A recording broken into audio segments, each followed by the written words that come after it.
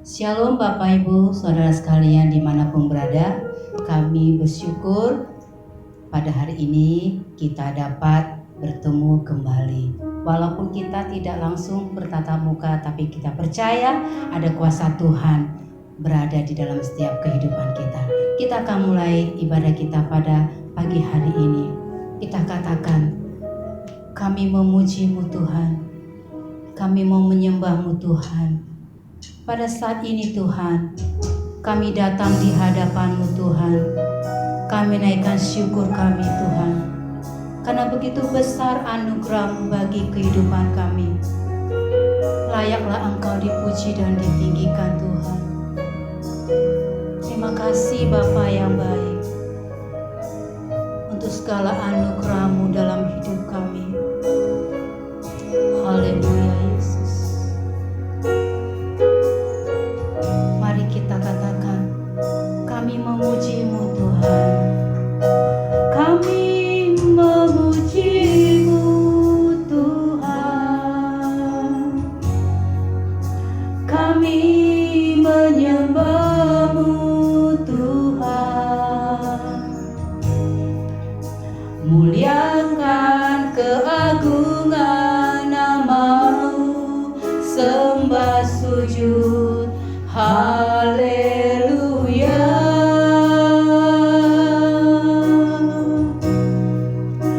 Besar kuasa-Mu Tuhan, besar anugerah-Mu Tuhan. Tak terukur betapa limpahnya segala berkat kebaikan-Mu. Haleluya. Bersama para malaikat kami memuji-Mu, di hadapan-Mu Bapa kami datang menyembah.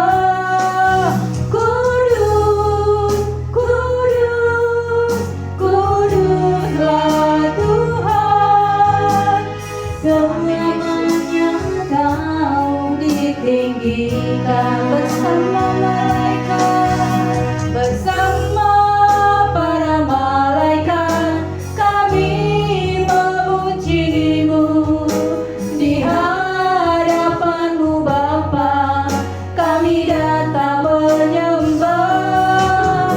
Kudus, kudus, kuduslah Tuhan, selamanya Kau ditinggikan. Mari katakan dengan segenap hati, kami memuji-Mu Tuhan. Kami memuji-Mu Tuhan. Kami menyembah-Mu Tuhan.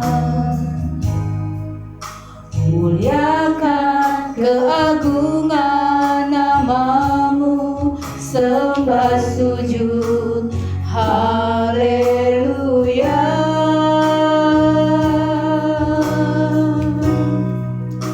Besar kuasa-Mu Tuhan, besar anugerah-Mu Tuhan. Tak terukur betapa limpahnya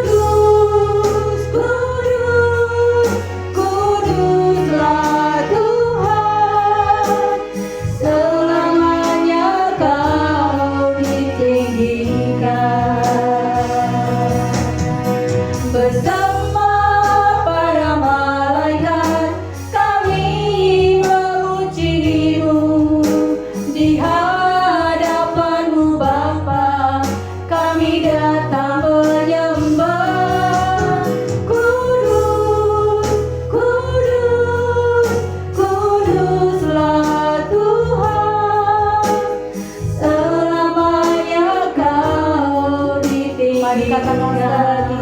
Bersama malaikat, bersama para malaikat kami memuji-Mu di hadapan-Mu Bapa, kami datang menyembah. Kudus, kudus, kuduslah Tuhan, selamanya Kau ditinggikan, selamanya Kau ditinggikan, selamanya Kau ditinggikan.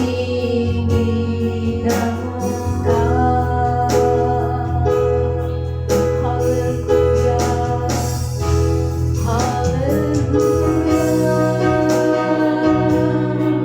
Kami tinggikan Kau Tuhan, kami sembah Tuhan.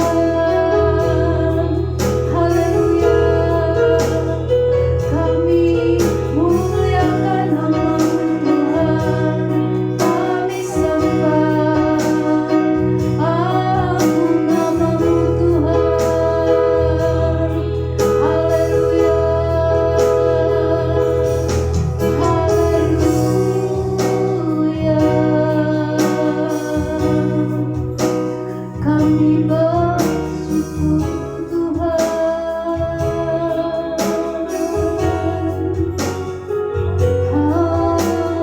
Haleluya.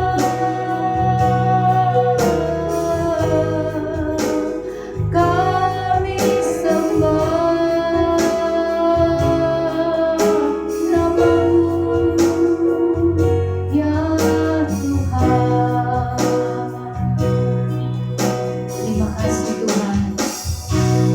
Terima kasih Bapa untuk segala kebaikan dalam hidup kami Tuhan. Kami bersyukur Tuhan mempunyai Allah seperti Engkau ya Bapa. Terima kasih Bapa yang baik.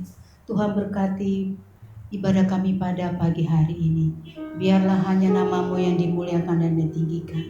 Terima kasih Bapa. Di dalam nama Tuhan Yesus kami berdoa dan bersyukur. Haleluya, amin. Puji nama Tuhan. Kita mau lebih dalam lagi. Kita mau memuji Tuhan. Mari saya undang Bapak Ibu berdiri. Bangkit berdiri, kita akan menaikkan. Kita katakan betapa aku bersyukur. Haleluya. Betapa aku bersyukur Tuhan atas segala berkat-Mu dalam hidup kami semua Tuhan. Haleluya Yesus. Dengan penuh sukacita kita akan pujian ini. Amin.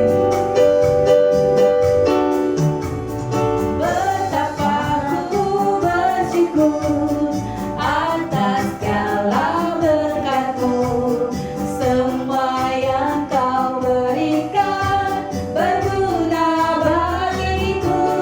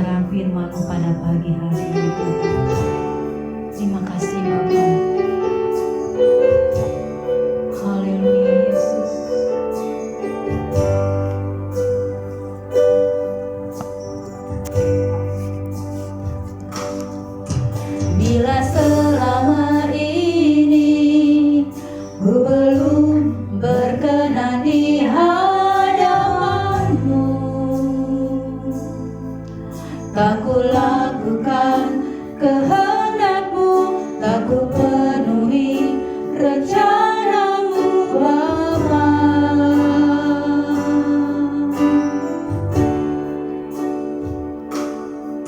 Sampai sekarang ini aku belum menjadi seperti Yesus.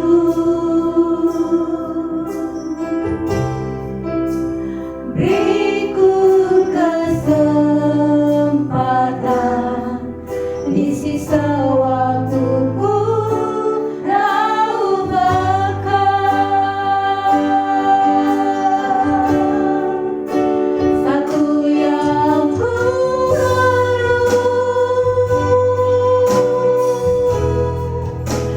mohon padamu,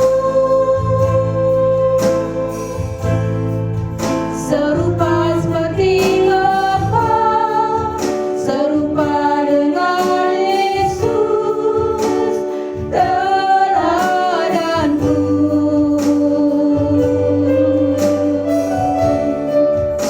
Betapa rinduku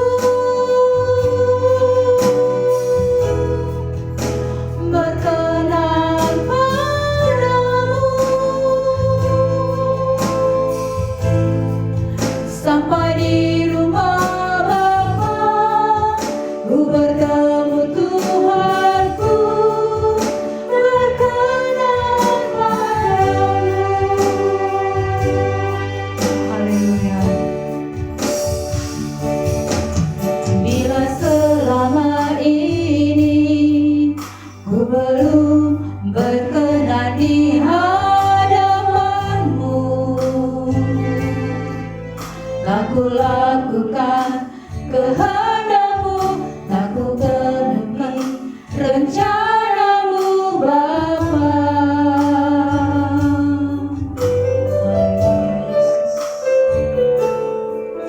Sampai sekarang ini aku belum menjadi seperti Yesus.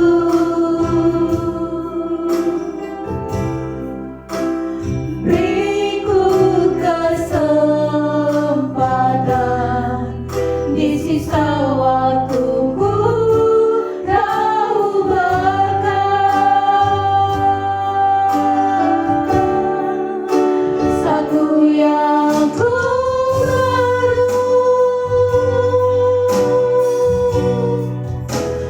mohon padamu,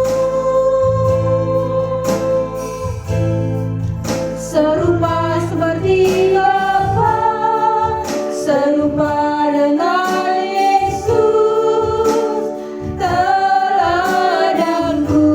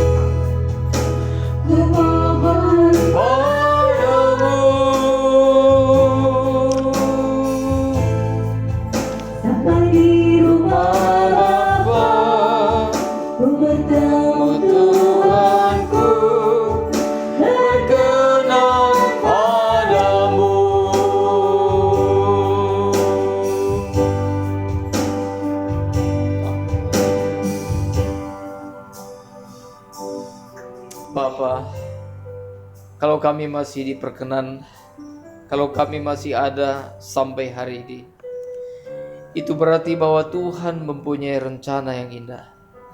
Bahwa Tuhan masih memberikan kami kesempatan untuk hidup berkenan di hadapan Tuhan. Tuhan, biarlah Tuhan kami boleh mempergunakan kesempatan ini dengan sebaik-baiknya Tuhan. Khususnya hari ini Tuhan memberikan kami kesempatan untuk mendengarkan firman-Mu Tuhan. Firman Tuhan yang berkuasa. Kiranya Tuhan kami boleh ditegur, kami boleh diingatkan, kami boleh dibangun, kami boleh diberikan kekuatan, dan kami boleh diberkati lewat firman Tuhan yang akan kami dengarkan. Urapi kami semuanya Tuhan, baik hamba-Mu yang memberitakan firman dan kami yang mendengarkan, dimanapun kami berada pada saat ini. Kiranya Tuhan membukakan mata pengertian kami, supaya kami boleh mengerti kebenaran firman Tuhan. Terlebih-lebih kami dimampukan untuk melakukan firman Tuhan, sehingga kami bukan hanya sebagai pendengar, tetapi terlebih kami boleh menjadi pelaku-pelaku firman Tuhan. Terima kasih Tuhan. Kami sambut firman Tuhan dengan ucapan syukur dan terima kasih. Di dalam nama Tuhan Yesus Kristus kami berdoa dan mengucap syukur. Amin. Amin. Silakan duduk Bapak Ibu Saudara sekalian. Alkitab mengatakan bahwa umur manusia rata-rata 70 tahun atau 80 tahun atau masih kuat 90 tahun. Saya ambil rata-ratanya 80 tahun. Anggaplah bahwa kita semuanya, yaitu saudara yang mendengarkan firman Tuhan ini dan juga saya, kita semuanya mencapai umur 80 tahun. Saya tidak tahu berapa usia saudara hari ini. Kalau saudara hari ini berumur 40 tahun, itu berarti bahwa saudara telah menjalani hidup saudara separuh dari perjalanan yang telah dipercayakan kepada saudara. Saudara sudah menjalani separuh hidup waktu saudara. Kalau saudara berumur 50 tahun, itu berarti sisa umur saudara 30 tahun. Kalau saudara hari ini 60 tahun, itu berarti sisa 20 tahun lagi. Kalau saudara hari ini 70 tahun, 75, silakan hitung sendiri saudara, berapa sisanya. Rasanya saya kurang enak kalau saya menyebut angkanya ya. Silakan saudara hitung sendiri, berapa lama lagi waktu yang saudara miliki. Mungkin yang mendengarkan kebenaran ini, mungkin anak muda akan berkata, mungkin umur baru belasan atau umur 20 tahun. Saya berkata kepada saudara yang masih muda, ingatlah, andai kata pun saudara masih diberikan waktu 80 tahun lagi, tahukah saudara bahwa itu adalah waktu yang sangat singkat? Sangat singkat. Andai kata kita diberikan waktu 100 tahun pun, sebenarnya waktu kita itu teramat sangat singkat. Saudara, tadi saya sudah mengingatkan bahwa umur kita di bawah 100 tahun. Ya, rata-rata 70 tahun. Tapi saya naikkan 10 tahun, yaitu 80 tahun. Nah saudara, andai kata pun kita masih mendapat waktu hidup 80 tahun. Lagi, itu masih sangat sebentar. Apalagi jatah yang 80 tahun itu, kita sudah banyak habiskan. Kita sudah banyak pakai. Ada yang sudah memakai separuhnya, ada yang lebih dari separuh, ya, ada mungkin yang baru pakai ya beberapa tahun dan sebagainya. Tetapi sebenarnya jatah kita semakin hari semakin berkurang. Bertambah hari, berkurang jatah kita. Bertambah minggu, maka jatah kita juga berkurang seminggu. Bertambah bulan, jatah hidup kita berkurang sebulan. Bertambah tahun, maka jatah hidup kita berkurang 1 tahun. Demikian seterusnya. Nah, saudaraku yang dikasihi oleh Tuhan, baru kita lebih menyadari lagi bahwa hidup kita itu teramat singkat. Nah, sekarang saudara, kalau hari ini Tuhan masih mengizinkan kita untuk hidup, kalau hari ini Tuhan masih memberikan kesempatan kita untuk hidup, itu berarti saudara, saya percaya bahwa Tuhan mempunyai maksud yang penting dalam hidup kita. Itu berarti bahwa ada tugas yang harus kita kerjakan. Tentunya tugas yang diberikan oleh Tuhan kepada kita tidak mungkin tugas yang asal-asalan. Tugas yang Tuhan berikan bagi kita tidak mungkin tugas yang remeh. Tidak mungkin tugas yang tidak memiliki nilai yang tinggi. Saya teramat percaya, dan tentunya saudara juga akan percaya.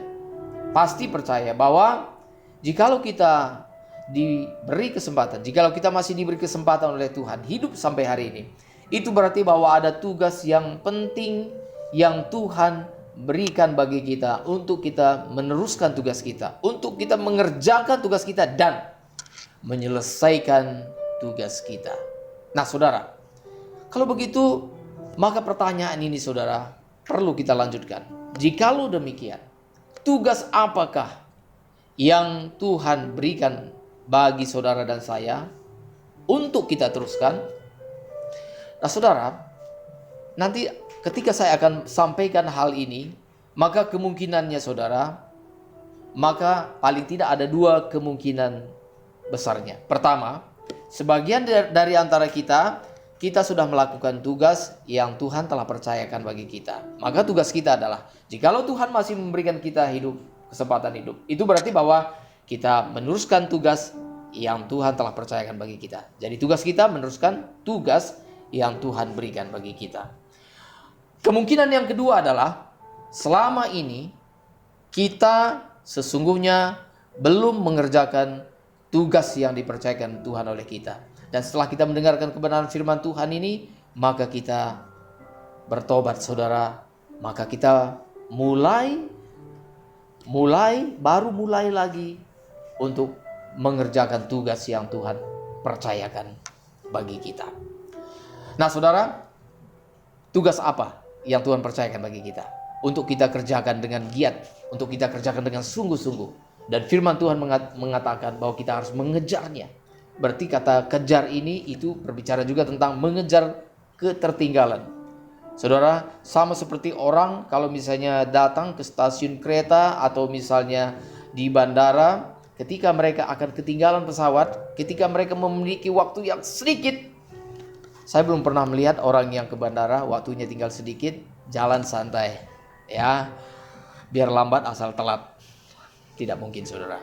Ya, atau biar lambat asal selamat. Itu pasti mereka akan lari, kejar. Mereka mengejar ketinggalan mereka supaya mereka tidak akan menyesal. Supaya mereka tidak ketinggalan pesawat. Supaya mereka tidak ketinggalan kereta. Nah saudara, mereka rela untuk berlari. Mereka mengejar. Nah saudara, saya baca ayat firman Tuhan bagi kita. Satu ayat firman Tuhan. Apa yang sesungguhnya perlu kita kejar dalam sisa hidup kita ini. Saudara yang di rumah mau mendengarkannya saudara? Amin. Ya, di sini di gereja ada beberapa jemaat yang mereka mendengarkan firman Tuhan ini secara langsung. Dan puji Tuhan ada beberapa karena memang suasana masih belum memungkinkan. Jadi yang beberapa ini pun menjaga protokol yang ketat ya. Saya akan baca satu ayat firman Tuhan, yaitu dalam Ibrani pasal 12 ayat 14. Ibrani pasal 12 ayat 14. Saudara yang di rumah boleh membuka Alkitabnya atau nanti ayat Alkitab ini akan ditampilkan di layar. Demikian bunyi firman Tuhan, Ibrani pasal 12 ayat 14. Berusahalah hidup damai dengan semua orang dan kejarlah kekudusan, sebab tanpa kekudusan tidak seorang pun akan melihat Tuhan. Saudara, jadi dalam sisa hidup kita ini ternyata ada tugas yang perlu kita lakukan, bahkan yang perlu kita kejar. Nah saudara, itu berarti bukan berarti bahwa kita tidak melakukan apapun juga. Artinya saudara, bahwa semua yang kita kerjakan, baik pekerjaan rutin kita, baik tugas-tugas yang sudah dipercayakan kepada kita, memiliki dua muara, memiliki dua arah yang penting. Nah saudara, yang pertama yaitu dikatakan berusahalah hidup damai dengan semua orang. Hidup damai dengan semua orang. Dalam sisa hidup kita ini saudara, mari kita berdamai dengan semua orang. Itu berarti bahwa kita membangun persekutuan, kita berupaya, kita berusaha supaya kita menjadi berkat kepada sebanyak mungkin orang. Sebab waktu hidup kita semakin berkurang. Saudara, kalau saudara sudah umur 75 tahun, selama 5 tahun diberi kesempatan untuk berdamai dengan sebanyak mungkin orang. Jangan lagi cari musuh saudara. Sudah tua, cari musuh. Ya, umur kita udah tinggal sedikit, cari musuh. Ngapain saudara? Itu rugi sekali. Dikatakan berusahalah damai dengan semua orang. Ya, itu yang pertama. Yang kedua, dan hari ini saya fokus kepada yang kedua. Sebab satu dan yang kedua ini memang tidak dapat dipisahkan, tapi saya lebih fokus pada yang kedua, yaitu dikatakan di sana, yaitu bagian B, kejarlah kekudusan. Saudara, apa yang harus kita kejar dalam sisa hidup kita? Yaitu kekudusan. Hidup kudus. Ini yang harus kita kejar. Sebab Tuhan memberikan alasannya mengapa kita harus mengejar kekudusan. Alkitab memberikan alasannya, sebab tanpa kekudusan tidak seorang pun dapat melihat Tuhan. Tanpa kekudusan kita tidak mungkin melihat Tuhan. Ini sejajar dengan kitab Injil. Injil Matius pasal 5 ayat yang ke-8 yang berbunyi, berbahagialah orang yang suci hatinya, karena mereka akan melihat Allah. Jadi saudara, orang yang suci hatinya, mereka melihat Allah. Kalau tidak suci hati, tidak melihat Allah. Itu berarti bahwa hanya orang yang suci hatinya suatu hari kelak dapat berjumpa dengan Tuhan. Yang tidak suci hatinya, mereka tidak akan pernah berjumpa dengan Tuhan. Apapun pangkatnya, apapun kedudukannya, apapun jabatannya, betapa hebat pun dia, berapapun kekayaannya, dia tidak akan berjumpa dengan Tuhan. Dia tidak akan melihat Tuhan. Dia tidak akan mengalami Tuhan. Dan dia tidak akan menikmati kehadiran Tuhan dalam hidupnya. Karena itu saudara, hari ini sungguh-sungguh ini harus kita perkarakan dalam hidup kita. Sebab inilah yang terpenting dalam hidup kita, yaitu hidup kudus. Apa artinya kudus saudara? Kudus itu apa sih? Saudara, kita tidak mungkin mengejar sesuatu yang kita sendiri tidak tahu.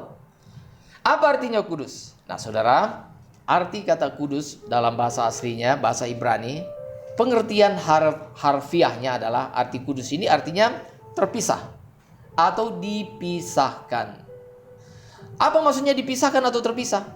Maksudnya saudara, terpisah artinya kalau misalnya sesuatu benda dikuduskan untuk Tuhan artinya, maka sesuatu itu dipisahkan dari yang umum, dipisahkan kepada yang khusus.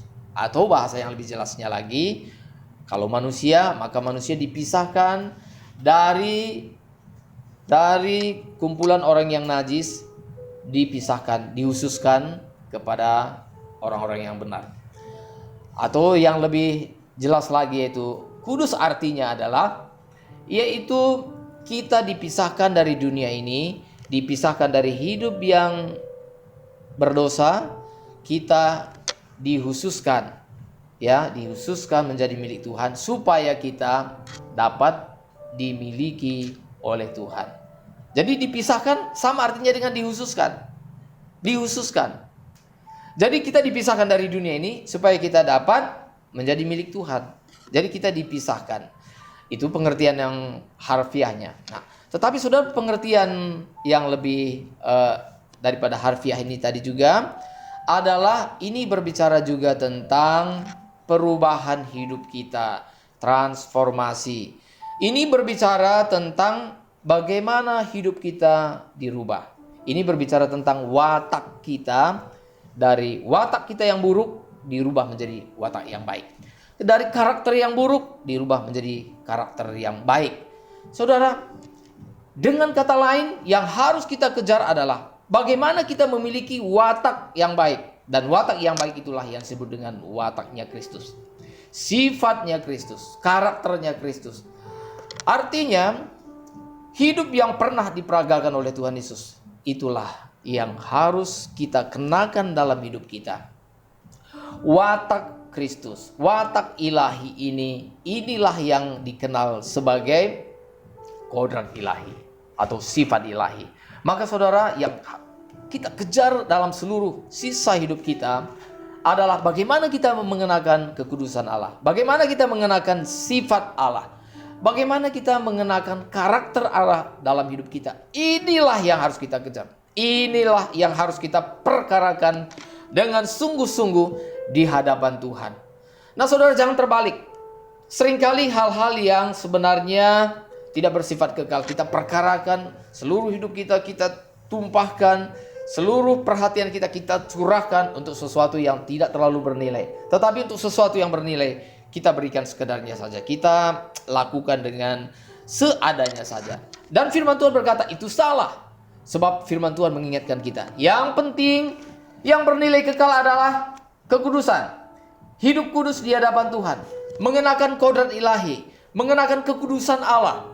Itu adalah yang terpenting daripada semuanya. Dan ini yang harus kita kejar dengan sungguh-sungguh, saudaraku sekalian yang dikasihi oleh Tuhan. Nah saudara, itu berarti bahwa Tuhan mau supaya kita hidup benar. Tuhan mau supaya karakter kita diubahkan. Dari karakter yang jahat menjadi karakter yang baik. Karakter yang buruk menjadi karakter yang baik. Bahkan bukan hanya baik, tetapi sempurna seperti Tuhan Yesus. Saudara, saya ingin berbicara masalah ini dengan lebih jelas lagi, supaya apa yang saya sampaikan ini bukan hanya kita pahami secara doktrinal saja, tapi artinya sungguh-sungguh kita ikatkan, kita kenakan dalam hidup kita. Sama seperti pakaian yang kita pakaikan, yang melekat dalam tubuh kita, saudara. Pakaian manusia baru itu yang harus kita pakai, ya, yang harus kita kenakan dalam hidup kita.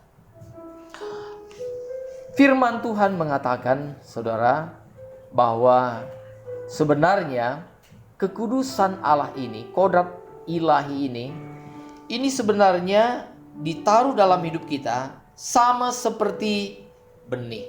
Sama seperti sebuah benih yang kecil. Tahukah saudara bahwa benih sekecil apapun, maka kalau dia dipelihara, maka benih ini akan bertumbuh dan menghasilkan buah. Demikian pun sebenarnya sifat ilahi dalam diri kita itu ibarat sebuah benih yang ditanamkan oleh Allah dalam hidup kita.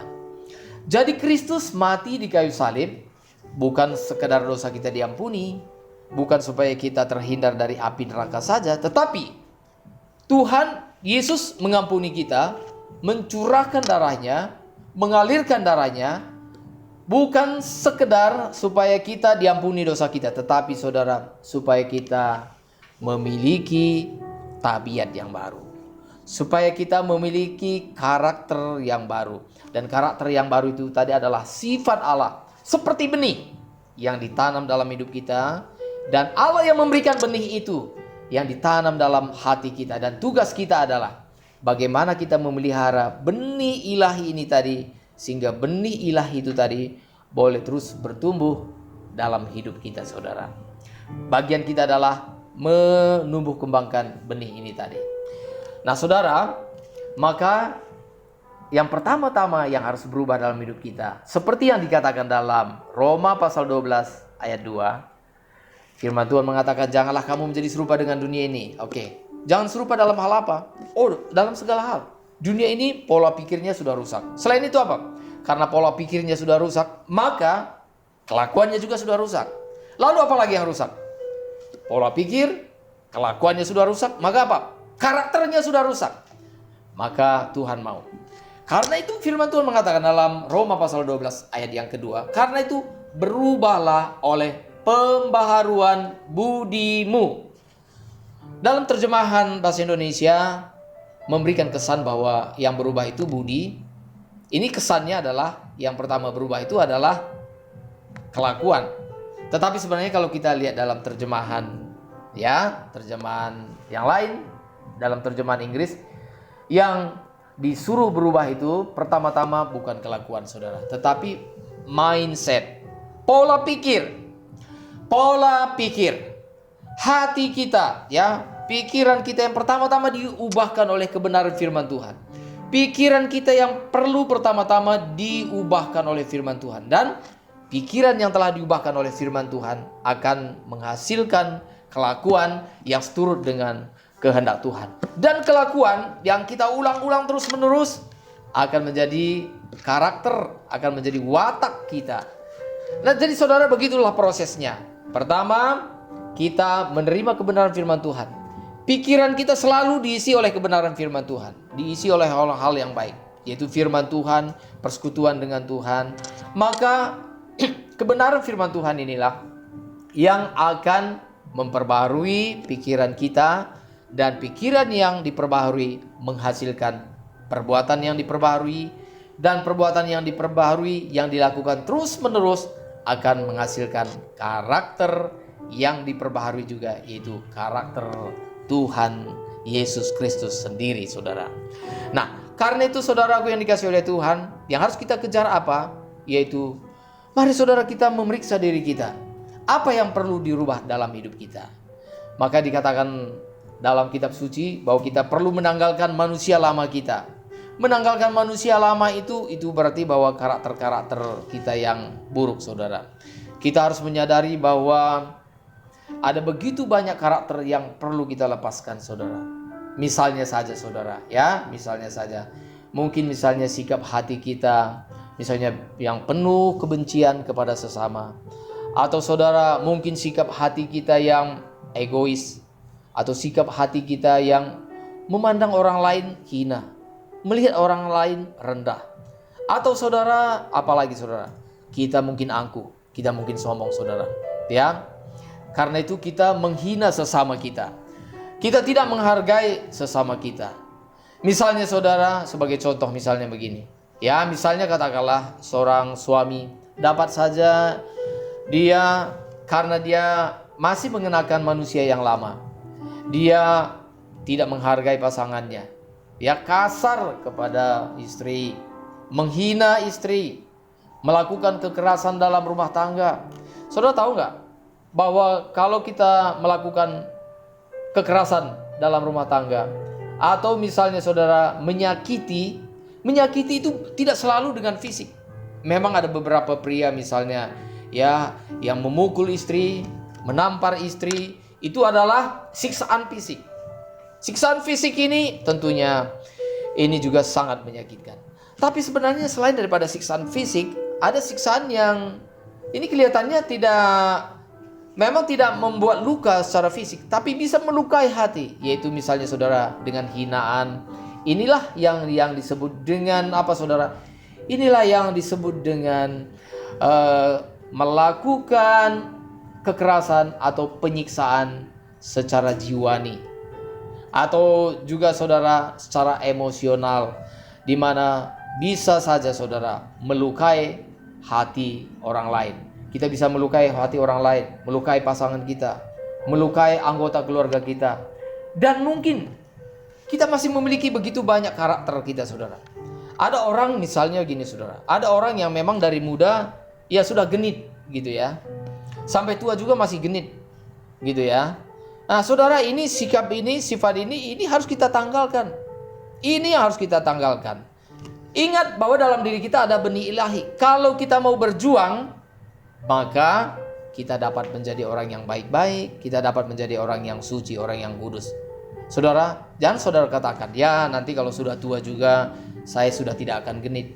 Saudara, kalau saudara tidak bertobat, kalau saudara tidak melatih diri saudara, saudara sampai tua pun akan tetap menjadi orang yang genit. Ini benar, saudara. Karena itu, sungguh-sungguh kita harus mengubah hidup kita dari sedini mungkin. Mari kita periksa diri kita. Kalau selama ini kita tidak menghargai pasangan kita, ingat saudara. Misalnya kalau saudara, misalnya katakanlah, saudara misalnya genit dengan lawan jenis, ya, yang bukan dengan pasangan saudara. Tahukah saudara, selain daripada melukai pasangan saudara, ingatlah bahwa setiap kejahatan yang kita lakukan, maka sifat kita yang lama yang kita lakukan, sebenarnya itu kita sedang berurusan langsung dengan Tuhan. Saudara, kita bukan hanya berdosa kepada manusia saja, tetapi kita sedang berdosa langsung kepada Tuhan. Karena itu saudara, inilah yang perlu kita kejar. Maka saudara, sifat kekudusan ini tadi, sifat yang suci, sifat yang kudus, ini yang perlu kita kejar. Ini yang harus kita raih. Ini yang harus kita perjuangkan. Karena itu saudara, kalau kita memiliki karakter seperti Tuhan, kita misalnya menjaga kesucian hidup, menjaga kesucian perkataan kita, menjaga kesucian pikiran kita, menjaga kesucian dalam hubungan kita. Kita suci dalam hal seksual, kita suci dalam keuangan, kita jujur dalam hal keuangan saudara. Maka sungguh-sungguh hidup kita dapat dinikmati oleh Tuhan. Dan bukan hanya Tuhan yang menikmati hidup kita, tetapi juga sesama.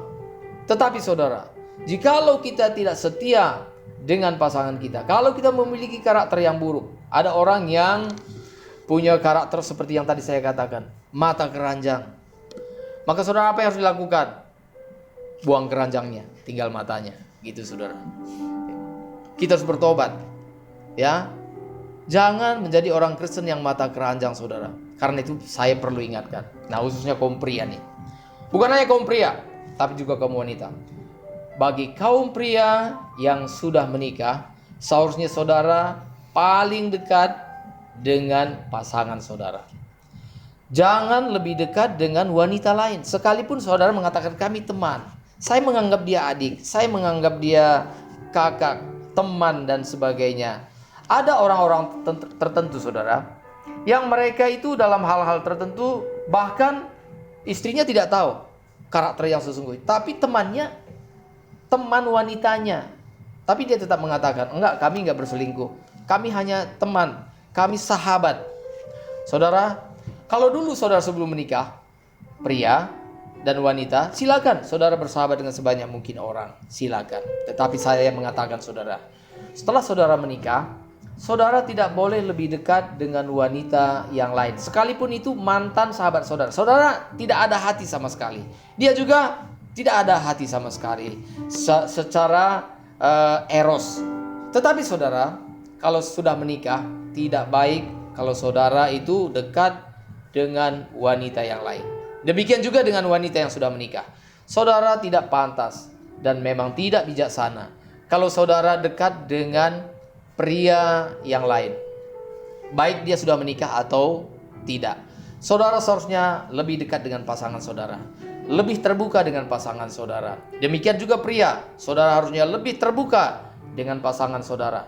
Saudara lebih intim, lebih dekat dengan istri saudara daripada wanita yang lain, apapun alasannya. Seorang Kristen tidak pantas memiliki teman wanita yang terlalu dekat. Saudara, tidak pantas, tidak elok, dan memang itu kebenaran firman Tuhan yang mengatakan. Mungkin saudara tidak setuju mendengar ini apaan ini? Pendeta satu ini terlalu mencampuri urusan saya. Oke, saya sudah menyampaikan kebenaran firman Tuhan ini saudara. Terserah saudara.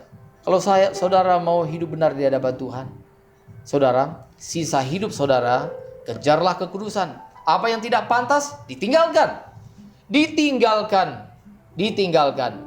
Saudara mungkin terikat dengan minum-minuman keras, judi, itu sudah. Jangankan bagi orang Kristen saudara, bagi orang dunia pun hal itu tidak pantas dipegang. Tidak elok, tidak pantas. Kalau misalnya kalau di mana-mana yang namanya pria atau wanita yang suka berjudi, suka minum-minuman keras, di dalam masyarakat kita apapun agamanya tidak pantas. Tidak pantas melihatnya saudara. Apalagi bagi orang Kristen. Maka saudara, di dalam gereja,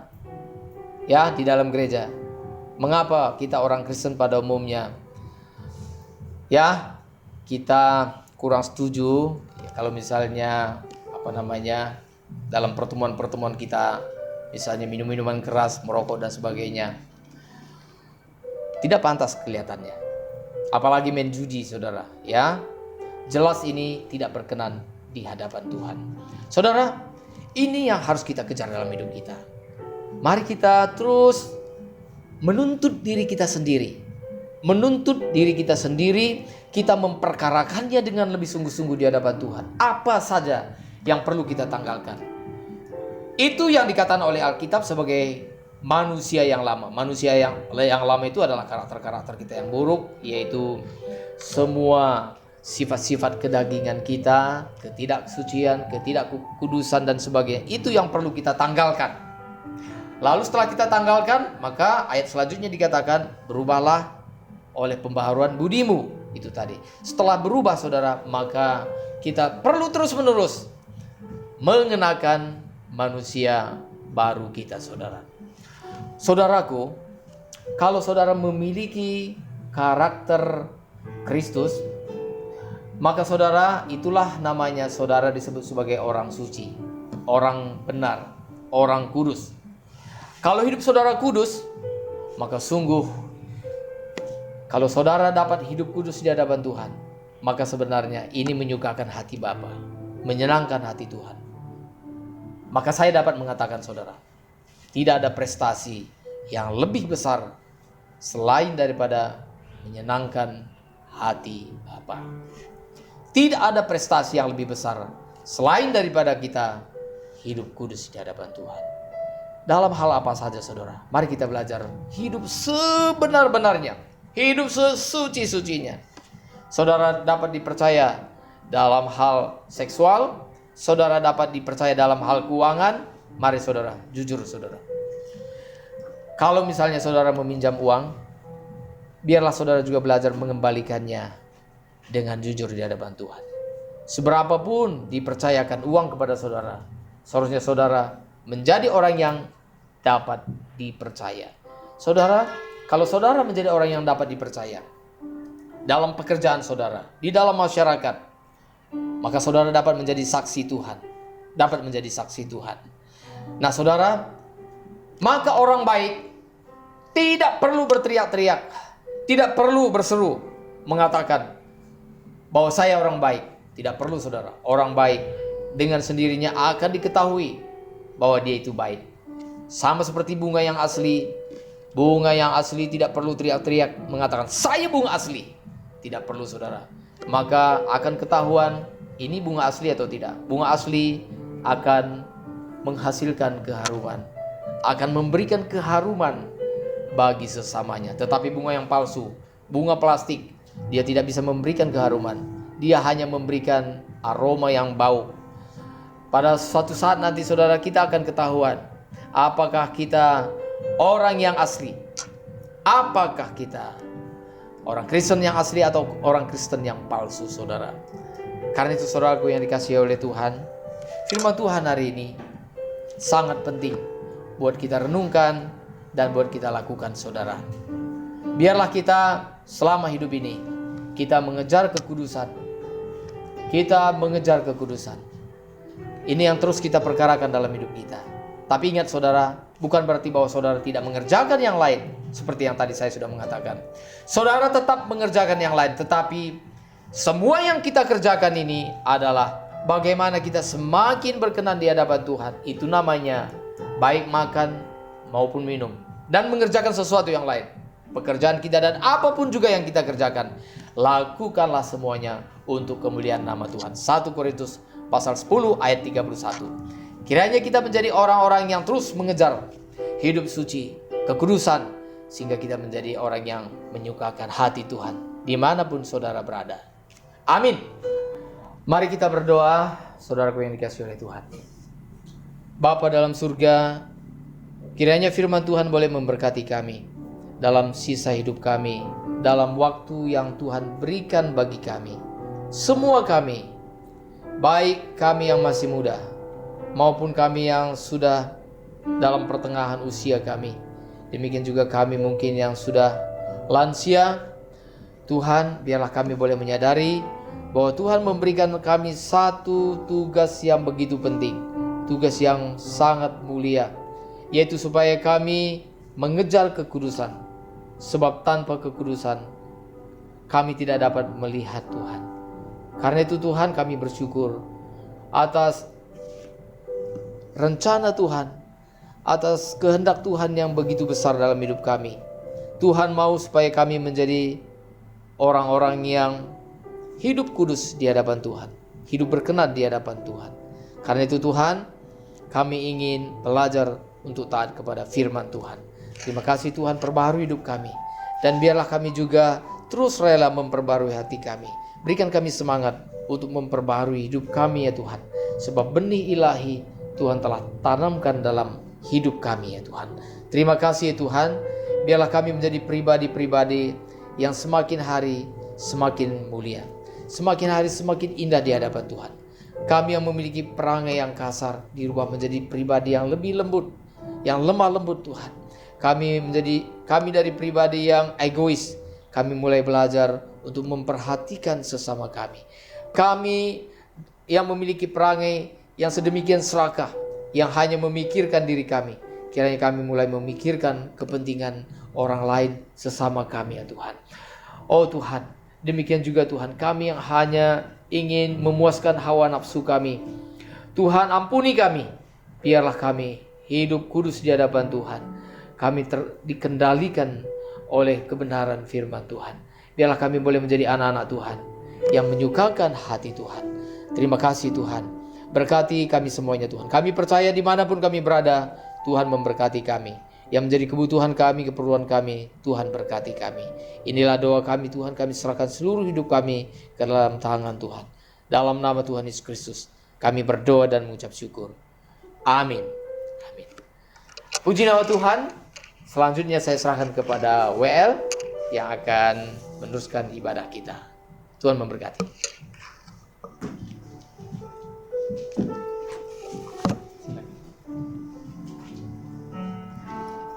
Puji nama Tuhan, terima kasih kepada hambanya yang telah menyampaikan kebenaran firman Tuhan. Mohon pada hari ini kami mengucapkan terima kasih kepada Bapak Ibu Saudara yang telah memberikan persembahannya. Biarlah Tuhan Yesus yang memberkati. Dan kita akan menutup ibadah kita pada pagi hari ini. Nanti dua berkat akan disampaikan oleh Bapak Immanuel. Kami persilakan.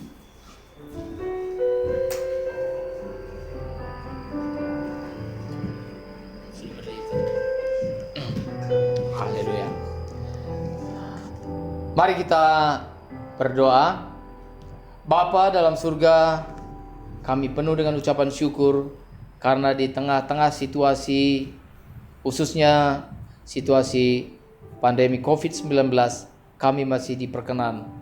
Kami masih diberi kesempatan untuk beribadah kepada Tuhan.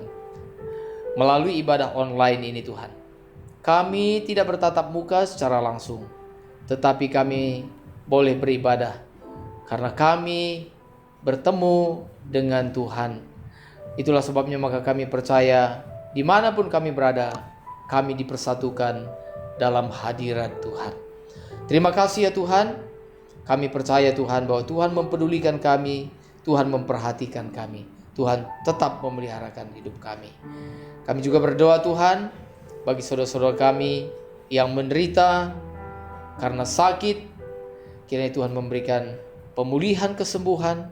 Demikian juga Tuhan dalam masalah pekerjaan, rumah tangga dan sebagainya. Kami percaya bahwa Tuhan memperhatikan, mempedulikan kami. Tetapi Tuhan, Engkau juga memperhatikan kebutuhan kami yang jauh lebih utama, yaitu kebenaran firman Tuhan, perubahan hidup kami Tuhan. Karena itu Tuhan, kami berdoa, biarlah setiap kali kami beribadah, kiranya pembaharuan daripada Tuhan kami terima, sehingga hidup kami boleh menjadi berkat, hidup kami boleh memuliakan nama Tuhan. Terima kasih ya Tuhan. Berkati hamba-hamba Tuhan di seluruh dunia Tuhan. Bagi mereka yang melayani, Tuhan memberkati. Mulai dari kota-kota besar sampai kepada pelosok-pelosok, Tuhan memberkati kiranya. Berkati gereja-gereja yang juga mengadakan ibadah, baik ibadah secara offline Tuhan, tatap muka dengan protokol yang ketat. Demikian juga yang melakukan ibadah secara online. Semuanya kami serahkan ke dalam tangan-Mu. Biarlah semuanya boleh tetap memuji memuliakan nama Tuhan, mendengarkan kebenaran firman Tuhan yang boleh memberkati. Terima kasih Tuhan. Bapa, jika sebentar kami akan mengakhiri ibadah kami dan kami kembali kepada kehidupan kami, Tuhan kiranya memberkati kami untuk menghadapi hari-hari kami, menghadapi tugas-tugas kami, sehingga dalam tugas-tugas kami boleh mendapat kekuatan yang baru, sehingga dimanapun kami berada, kami dapat menjadi saksi Tuhan. Haleluya. Saudara-saudara yang dikasihi oleh Tuhan, marilah sebelum kita meninggalkan tempat kita, mengakhiri ibadah kita, arahkanlah hati saudara kepada Tuhan. Angkatlah kedua tanganmu di hadapannya dan terimalah berkat daripada Tuhan. Kasih karunia dari Allah Bapa kita, damai sejahtera dari Tuhan Yesus Kristus, dan sukacita yang berlimpah-limpah dari Allah Roh Kudus kiranya menyertai saudara-saudara sekalian dimanapun berada saat ini, mulai dari sekarang sampai selama-lamanya. Semua yang diberkati Tuhan, katakan bersama-sama dengan saya, amin. Kita memuji Tuhan, memuliakan Tuhan. Hormat bagi Allah Bapa, hormat bagi anaknya. Haleluya, haleluya. Hormat bagi Allah Bapa, hormat bagi anaknya, hormat bagi Roh penghibur ketiganya yang esa. Haleluya, haleluya, ketiganya yang esa. Haleluya, haleluya, haleluya, ketiganya yang esa. Amin. Puji nama Tuhan. Di akhir ibadah ini kami mengucapkan selamat hari Minggu. Kiranya damai sejahtera dari Tuhan menyertai kita semua dimanapun kita berada. Tuhan Yesus memberkati. Shalom.